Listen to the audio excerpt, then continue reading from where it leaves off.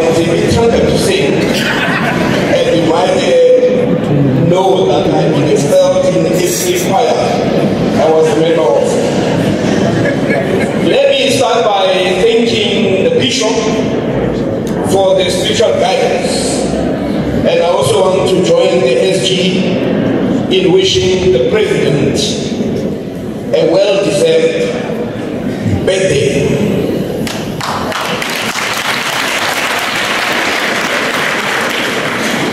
I also want to say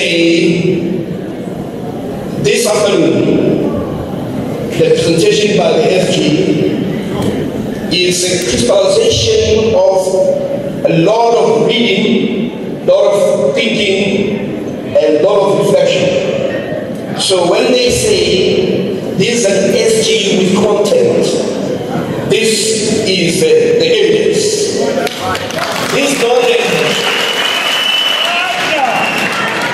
We are not talking about SGs that will go out there to give us a beer or gossip, but the content.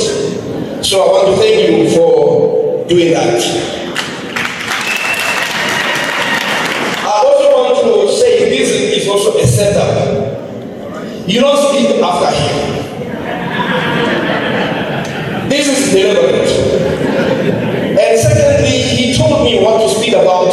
And as I was listening, I heard that he was talking about what I had prepared. So I decided to give him the speech that I wrote, that he had a way of looking into it because he gave me guidance. So if I failed to rise to the occasion, you should know it was always a setup. I also want to thank or acknowledge also the National High Command, mainly for their helplessness in inviting me to come and address you, as well as the provincial leadership that saw it fit that I should actually come and share my perspective, not so much as an outsider, because you cannot be outside the struggles of African people. Any black person who says he's independent, you should know that there's something wrong with that black person. How do you live in a township and you claim to be independent when people talk about the issues that affect you? So I'm speaking also as an insider out or outsider who's also in. I am not saying I'm applying for membership, just here. When a friend of mine sent me a note right now, which disturbed me, and he said, in what capacity are you speaking? And I remember the question was asked to Desmond Tutu by Peter Wilson, who asked, Bishop, let me be very clear. Are you speaking to me as a bishop or as a politician? And Tutu took a minute. He says, never mind whether I'm speaking as a bishop or as a politician, but are the things I'm saying true or false? And he paralyzed Peter Boston. So, my friend who asked that question, I hope you are listening. I also want to acknowledge the ground forces. These are the people who volunteer to ensure that the struggle continues. I also note the technical and strategic relationship that you have with ATM. And I think the unity of African people is very important and could not have been more important than now. So, sir, you are acknowledged. And of course, the traditional leadership, you are also acknowledged. Of course, we must also acknowledge our enemies, because as we speak here, there are some who are here to try to find what is it that they can do to throw pot shots. But I hope that the lecture this afternoon will liberate them from their own hatred of a person who has given so much to the struggle of African people. I thought I should change a little bit of a text from the presentation I made. but also to build up on the issue of the successes of President Zuma. But SG, when you talked about that he's a humble servant, you're talking about something that I observed when I was in government. To an extent that I did not know, how do you approach somebody who is so humble and yet he's a president? So I found myself tongue-tied, always in his presence because of his humility. But let me give you the most surprising and shocking expression of that humility. Is when President Zuma joined heads of state, kings, to go and bury Fidel Castro. He had just come from burying Fidel Castro when he later heard that the young child suffering from progeria, who was living in the most humble conditions, had died. And when President Zuma heard that, this is a man who had been in the presence of kings, presidents, prime ministers, and yet he says, I'm going to cancel my day to be with that child. All the bishops that you always see, who never cease to see an opportunity to appear on television, were not there. President Zuma went to the funeral of the most humblest of South African citizens. That is a mark of leadership. That is a mark of humility. Something you do not find in this country. But it's also important for me to mention, given that I'm giving this platform, as somebody who's an observer, a political observer, and anything that I'm saying here is something that I have written. So you can always find that if you Google me. I wrote many years ago, or actually sometime many months ago, that the emergence of Umkhonto is a result of the failure of the ANC to deliver on its historical mission. The ANC, whose mission was anchored on the liberation of black people in general and African in particular, has now been reduced to nothing more than a willing defender of white monopoly capital. The ANC of Ramaphosa is simply made of a busload of colonial clerks and administrators.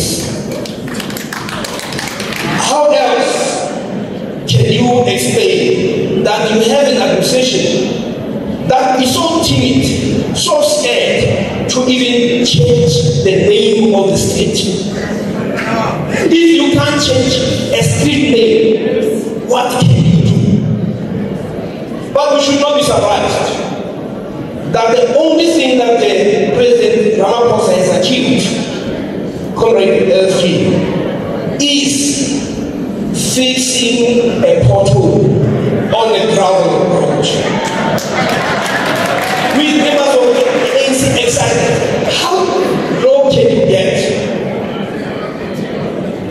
At the center of Umkhonto is Jacob Zuma, a person with a magnetic appeal.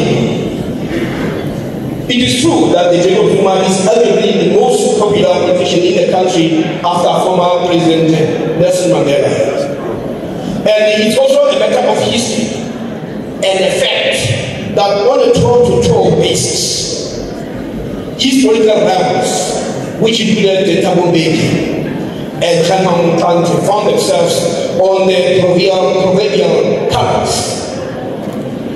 It doesn't matter how much they have in power today, but the truth is, when it came to a contest, a political contest that was open, none of them could mention President Zuma.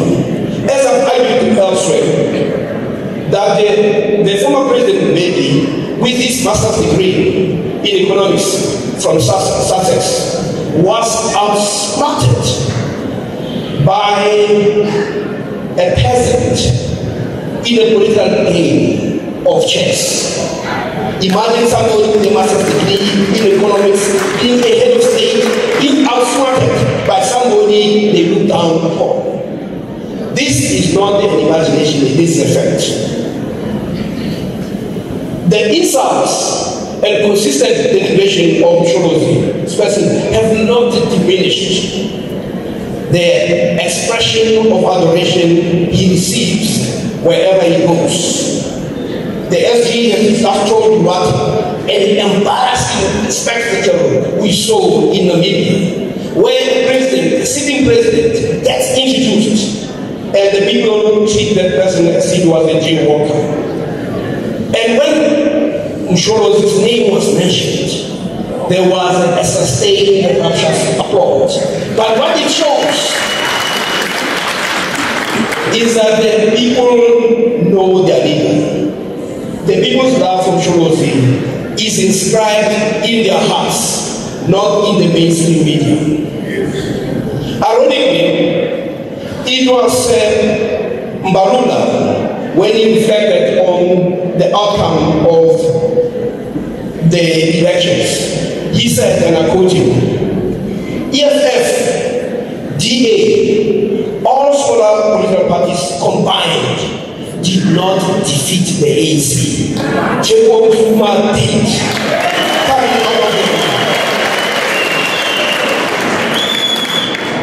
And then he continued, when he looked at the decimation of the ANC in KZN. He says, in KZN, we are fighting a Ferrari with a Toyota Conquest. So we need to match that with a flying machine. But he was acknowledging that you cannot take that away from Sholozi. And for his part, the commander-in-chief of the Economic Front, when he confronted Raymond Zondo, who seemed to suffer from a bout of amnesia, he said to him, I accept that Zuma is not Mandela. But when you come from KZN, Zuma is the Mandela of KZN. And he continues. He says, that is why you, Raymond Zondo, you speak about the role he played in dealing with violence in KZN. Then Mandela continues, said the President Zuma asked to see you twice in a hotel. You agreed to go and meet him. And you remember all those details. The only detail in 2 meetings you don't remember is why President Zuma wanted to meet you. So what the commander-in-chief was trying to say is that in Zondo, you have a lying judge. That there is no reason why you can say you can meet this person twice and you remember all the details, but you don't remember what you discussed. And this is the same chair of the commission who was forcing other people to remember what they can't remember. The most interesting thing is that, of course, Zondo is not alone in forgetfulness. But there's also another one who lies all the time. The president of this country has mastered or perfected the art of lying. To an extent that it took another president of another country to tell them, Chief, stop lying. We can't be having a discussion and you go out and say all these things. So we know that it's the same president who went to Alexander said he was going to build 1 million houses. And then he goes, I mean, how dare you lie like that? He said, we went to listen to the tapes. And when we listened to it, there was no way we talked about 1 million houses. And yet the tapes exist. The recordings are there. And for her part, Helen Zine, in thinking about Mkondo Zine, she says when she heard that Msholozi is going to start the party, she says, my political analysis failed me because I thought this party couldn't get anywhere. There's no way that the party led by Zuma is going to have any section.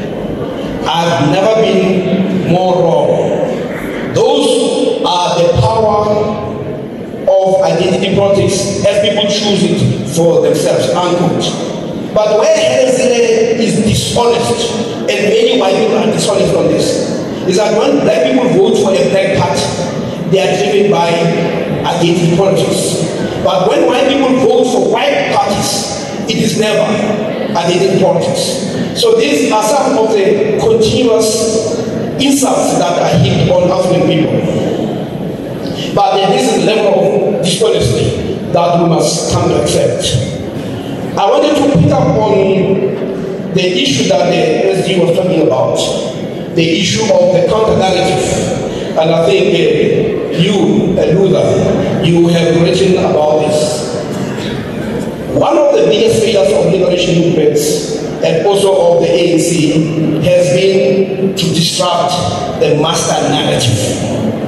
Until you learn to counter that, because you might end up with the people believing because of the ubiquity and the presence of that master narrative to believe. Because you do have today, amazing, that even our own journalists will be asking questions that you expect that this cannot come from a black journalist who grew up in the condition of poverty. You can't have the same type of questions when with your background and that of the white person who will be asking questions from a white perspective. So the issue is that when people buy into the counter-narrative, the only time I've seen black journalists tell the truth is when they are put out into systems and then they tell you that how horrible it is there, how they are not. So there is a need for us to be truthful and to make sure that we are able to mount and to deal with those who control the master narrative. And I must say, one must understand that when you talk about the master narrative, you're talking about something that Mzanere calls a thought system, a narrative that guides your thought, a narrative that guides your beliefs, a narrative that guides your beliefs, and even your behavior. So until you do that, and I would want to argue that our failures since 1984 has been because we failed to manage the master narrative. Now, I thought it would be good for me to pick up a few things that may be more of an assignment. You know, as somebody in the teaching business, we always give people with assignments. So there are a number of assignments that I'm going to give you. But understanding full well that when 1994 came, there was an understanding that for the first time, as black people, would be able to control our destiny. Conscious of the fact that freedom, equality, justice, and dignity are essential objectives for the achievement of our legitimate aspirations. And yet, 30 years later, we know that that expectation has proven to be a bad thing. If anything, South Africa today remains a country of two nations, as the former President Thabo Mbeki observed, that one of these nations is white and relatively prosperous, regardless of gender or geographical dispersions. And he said the second nation and larger nation of South Africa is black and poor. This nation lives under conditions of a grossly underdeveloped economic, physical, educational, communication, and other infrastructure. What he says is that we are very poor. That is the larger nation. In 2017, President Zuma, about 2 decades later, when they made that statement in 1998, Jacob Zuma, in his real State of the Nation address, the last one, this is what he had said. He said, 22 years into our freedom and democracy, the majority of black people are still economically disempowered. They are dissatisfied with the economic gains from liberation. white households and at least 5 times more than black households. The situation regarding ownership of the economy also mirrors that of the household incomes. The representation of whites at the top management level amounted to 72%, while African representation was simply at 10%. Statistics when it comes to land ownership are depressing. According to the land audit of 2017, white South Africans own 72% of the total farms and agricultural holdings by individual landowners. This is despite, remember, this 72% of the land, despite the fact that they constitute only 9%. Yet Africans, who constitute about 80% owned, are occupied in small spaces, congested in those conditions of squalor, and they occupy only 4%. And I must say, as Africans, irrespective of every political party, we should hang our heads in shame. How can the majority of the people who are indigenous to the place occupy only less than 4%, and we go around pretending that all is well? This is why the idea of radical social economic transformation makes a lot of sense. Nothing makes more sense than that. But you need to also understand that we made no progress. Africans in 1913 were in the same position. So what it means is, with all the struggles over the last 100 years, we have not made progress in terms of the land issue. We are no worse than, or we are even worse than what, like he said, he says, and I quote, awakening on Friday morning, June 20, 1913, the South African native found himself not actually a slave, but a pariah in the land of his birth. This is the first bitter truth. So, in terms of the assignment, we must put how are we going to get our land back? You can't be occupied 44%, and you have, when I drive to KZN or to Limpopo, you have people, one person owning even a mountain and a river. And this person is not even indigenous to this country. So that is the first thing that we need to look at. But as I'll tell you what happened in 1994. This is where our pain and our struggle was hijacked.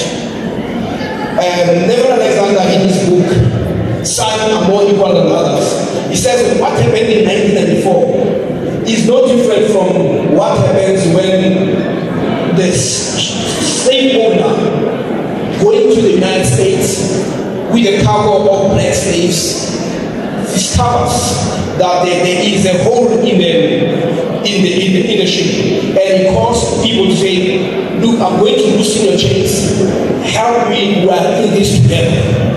And they keep the slaves chained, but the slaves participate in their own survival, but the ship does not change.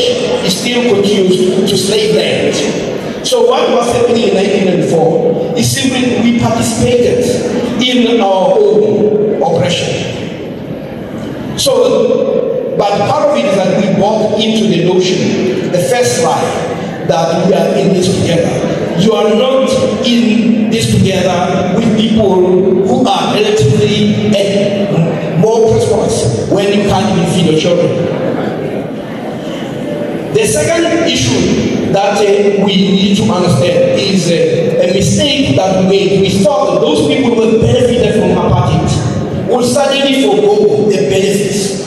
Now here's a white man who writes about what happened in 1994. When he thinks back, and I want to quote him, and you should listen carefully.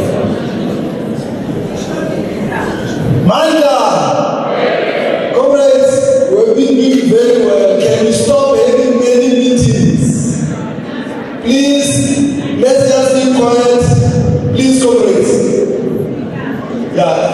John Steinbeck writes, he says, the freedom South Africans acquired in 1994, the freedom South Africans acquired in 1994 was mercurial and slippery. Politically, the changes were dramatic.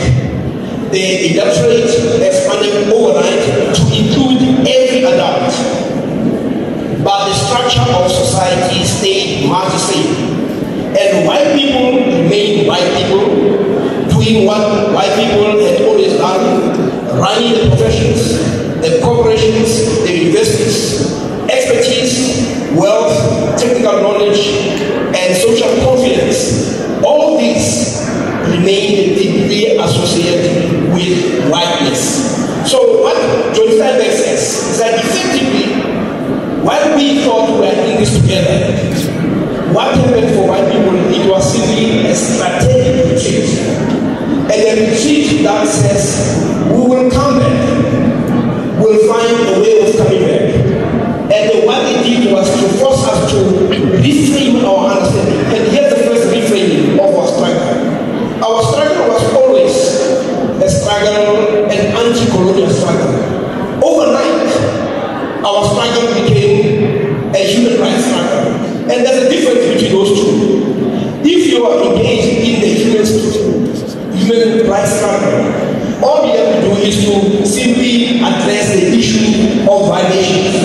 But if you are engaged in the anti-colonial struggle, then you are going to put land as number one. So we allowed ourselves through a master narrative to accept that ours was a human rights struggle. It was not. And the second thing that we did was to treat apartheid as simply acts of individuals, where we then identified individuals who had engaged in what we call egregious acts of violence against the people. This is why you end up with the life of the court. But anyone who grew up under apartheid knew that apartheid was a system of subjugation of black people, irrespective of wherever you are. You may not have been shot, you may not have been in prison, but you were a victim of apartheid. So overnight, we decided to recraft through the TRC, because during the TRC, what we had people appearing there and talking about what they did, what was done to them, but we never talked about the system. So by not talking about the system of apartheid, what we did was to exonerate every white person who was a beneficiary of apartheid. This is why we can tell you today that you must shut up. The second thing that we fail to identify as G, it is the machinery that was placed to undermine and to perpetuate apartheid, to undermine black struggles. And in this case, they used institutions. The first institution that they used was the mainstream media. The one that was there to create a master narrative. The second one was to use the churches. The third one that they used was the academy, universities. The fourth one was the judiciary. And what they did, which is something that Valerie Mani has always written about, is to start putting the judiciary above all other. So what we end up with is the judicialization of South African society. That if there's a dispute, you want to have a judge. If there's a problem in the school, you bring a judge. If there's a squabble in the family, you bring a judge. And in the process, even when Parliament has a problem, it becomes an issue of the courts. But what it does, it undermines the will of the people. So you cannot continue with this arrangement where the will of the people gets undermined always by the courts. And also, by the way, some of us went to school with these judges. And some of them were not bright. Just because somebody is wearing a gown does not make them any brighter. You know also, as a matter of fact, Justice Zondo, under normal circumstances, should not have been a judge or even a Chief Justice. I mean, here's a man who was asked, in a public space, public platform. He was the worst performer, and yet he was chosen. So you ask, what was this process of the judicial service all about, where people are paraded and the worst performer gets elected or nominated and appointed? I mean, it is, for we are actually undermining and insulting ourselves. It's like going to a boxing match and you have two boxers, and one is beating to a pulp, he can't even rise, and the referee says, and the winner is, and they pick up that. This is what happens in the judicial system, and we end up with the Chief Justice that we have. So we need to start interrogating these things very sharply. And Mandela warned in 1997, and he had this to say about the media. He says, and I quote, even a cursory study of positions adopted by mainly white parties in the national legislature during the last 3 years, the National Party, the Democratic Party, and the Freedom Front will show that they and the media, which represents the same social base, have been the most vigorous in their opposition. So even at that time, Mandela warned about the role of the media. And then he did not leave it there. He then went to mention also groupings that we should be concerned about. And those are what we call the NGOs. And this is what Mandela said about the NGOs. And I quote, many of our non-governmental organizations are not in fact NGOs, both because they are not popular, they have no popular base, and the actuality that they rely on domestic and foreign governments rather than the people for their material sustenance. So Mandela at that time identifies the NGOs as part of the problem, that these groupings are not really NGOs because they have no support, social support on the ground. But he says a number of them also rely on foreign governments for their financial sustenance. And he says as we continue the struggle to ensure a people-driven process of social transformation, we will have to consider the reliability of such NGOs as a whole and as a vehicle to achieve our objective. Now here's what identifying the NGOs. Now you need to ask, he identifies the NGOs, he identifies the media, of course opposition parties you should expect. And look at who are the most vociferous groupings that have been anti-Mussolini. It is the very same things that Mandela warned about.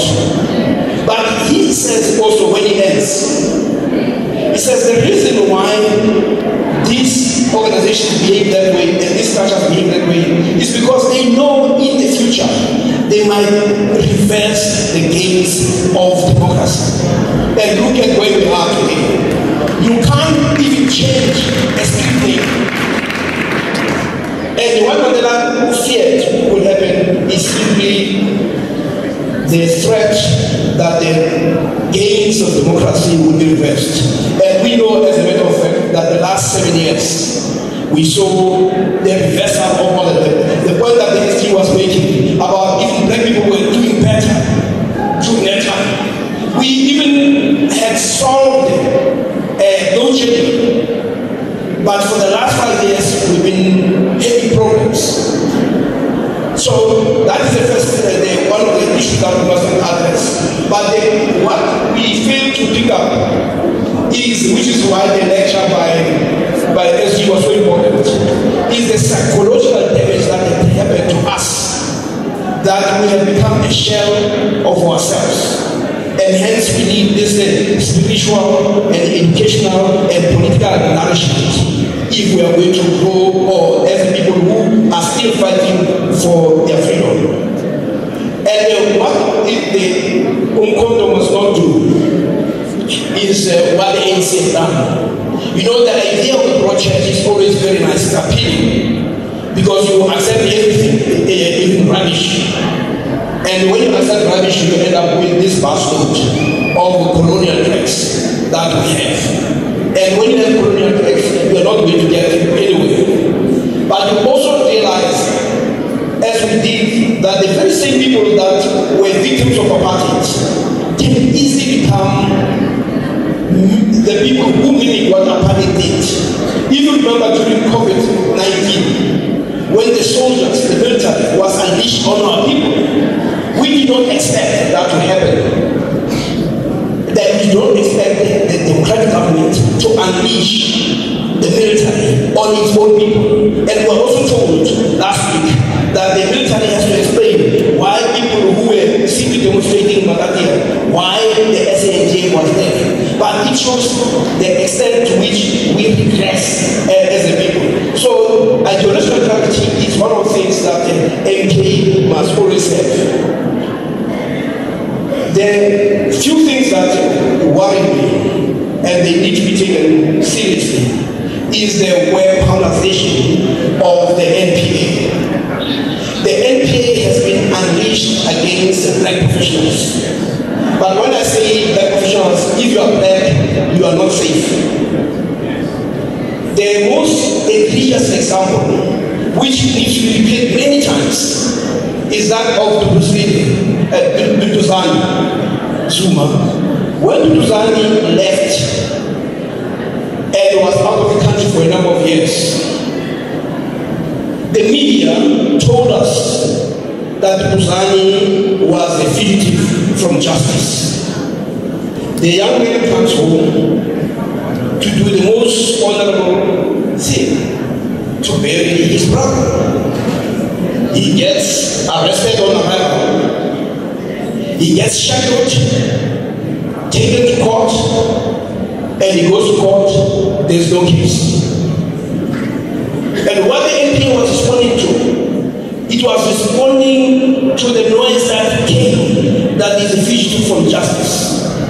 And when the case collapsed, you know what happened? They had to bring another dead case to charge him. But what it shows is the commitment to have this young person or anybody associated with Seepe Zuma into prison. An accident that happened, they charged him with a couple of homicides. And of course, the case also collapsed because it was a long case. But you see how easy the NPA gets used. And it's something that the MPs of the Umkhonto must raise sharply. The same applies to the issue of the judiciary. In a democratic country, given our history of detention without trial, we have a person like a President O'Hara, former president, being detained without trial. I mean, detention without trial is the most egregious, the most heinous form of destruction of people's rights and constitutional rights. But our constitutional court saw nothing. And if you read the judgment is simply a statement of anger. And judges are expected to be sober. I won't talk about sobriety. But it becomes very important that the weaponization of the NPA, the weaponization of the media, and the weaponization of the judiciary becomes one of those issues that we need to address. Now, and it is in that context that the SG asked me, as somebody who was in government, to say something about the counter-narrative of 9 wasted years. Now let me make it easier for you. We have some tools, technological tools that everybody has. If you Google or you go to AI, you search and you ask which president has delivered more in South Africa than any other president, you'll find one president, Msholozi. And this is not me saying it. This is the internet, the capabilities that you Google that, but you also find that in the website of government. And as I said, the only thing that I remember Ramaphosa delivered is the fixing of a portal in the ground road. Now, here's what AI says about the achievements. It says that Jacob Zuma's presidency, this is something that's not written by us, but it's written by an algorithm that is there, is not made by us. Actually, it was Elon Musk as a grok that looked into that. It trawls throughout the internet, comments, and tries to summarize to make sense. And it says, Jacob Zuma's presidency shows significant infrastructure investment with over 1 trillion rand spent on electricity, roads, rail, and house.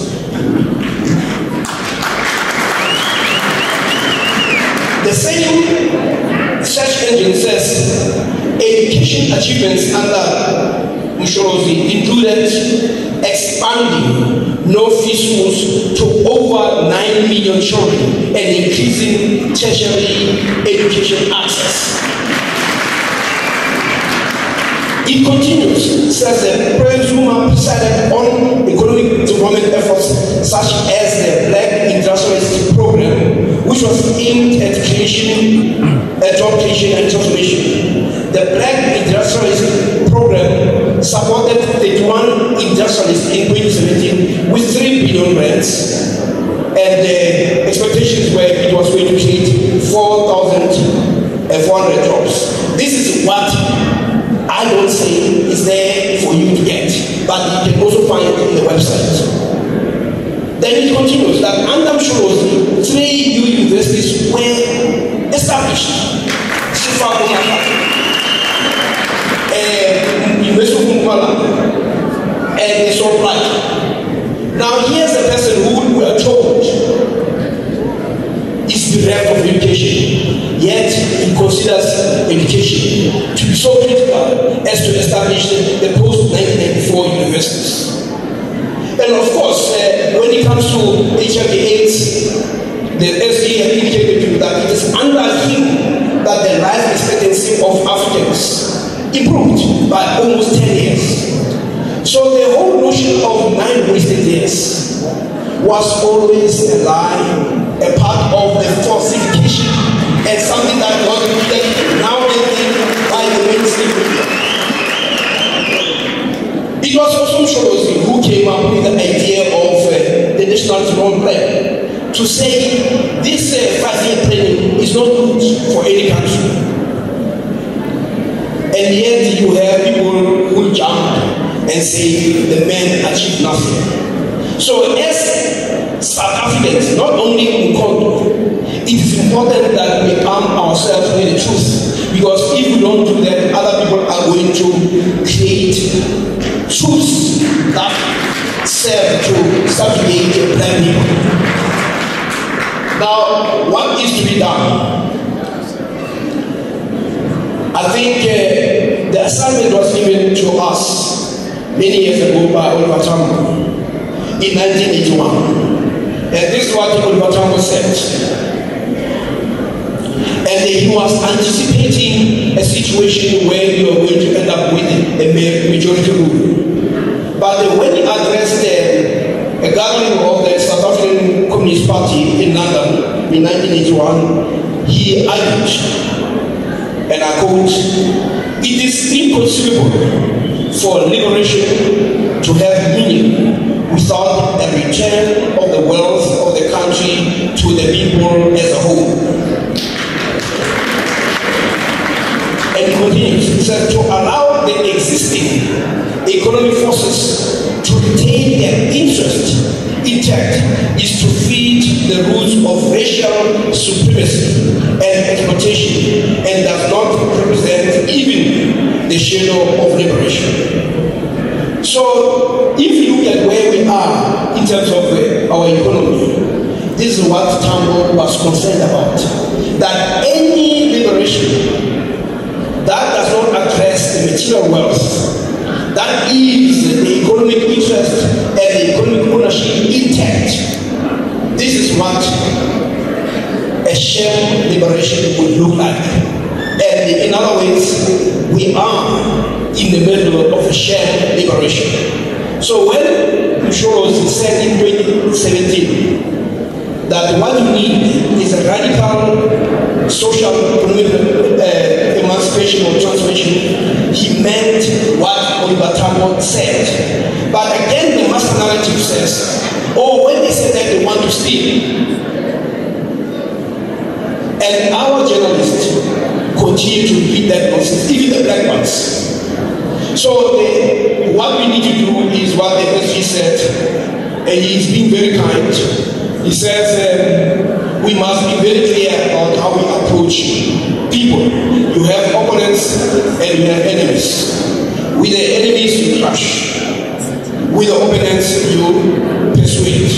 We have a lot of work to do in persuading our people to liberate them from what they have become. The people that you call sellouts. If you have a country where you can't even change the street name, then you must actually have a change. And you have a president who says we will not be bullied. But the following day, he rushes and said, no, be careful how you receive Rasul.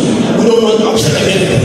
Oh, but you must remember, you must change the name of the street because we must not offend the adversary. So this is how far we've actually come. And that's why I agree with the SG that the strategic objective is not to complain from outside, is to say how do we take power.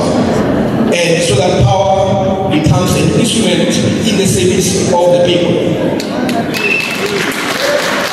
And the one last statement I make is that more of the same will not work. The structures and systems that were created by apartheid architects cannot be expected to advance the cause of liberation.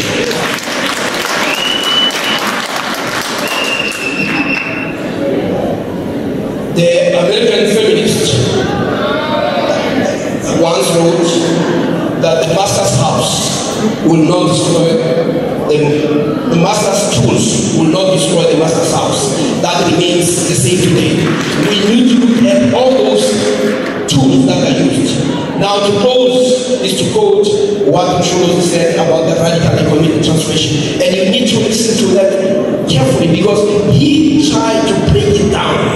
And he says, radical socio-economic transformation is a fundamental change in the structure, system, institutions, and patterns of ownership, management, and control of the economy in favor of all South Africans, especially the poor, the majority of whom are Africans and female, unquote. That description is deliberate because it says it cannot be piecemeal. Once more of the same will not work.